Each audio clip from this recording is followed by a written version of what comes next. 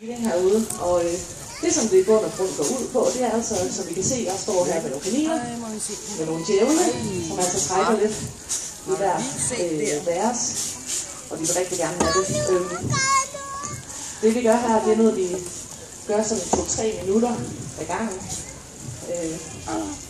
Når vi ikke står her, så gør djævlene det altså også med hinanden. I kan se, at der er 2 djævle og 1 kanin herovre ved min højre hånd, og så er der den sidste herovre.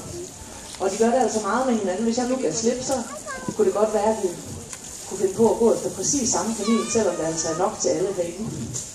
Men det er altså den her måde, som djævle, de socialiserer med hinanden. Nogle djævle?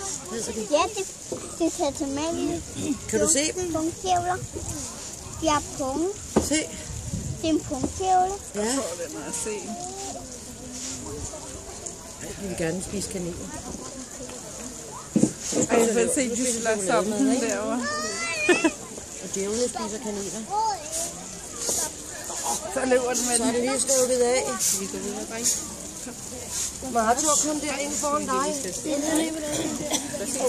Det, at jeg står og laver sådan lidt foretrækning med sådan nogle kaniner herinde, det er altså lidt for efterligne, men det også vil gøre i naturen, hvor de mødes ude rundt om et kadaver, og så foregår der altså også sådan en foretrækning.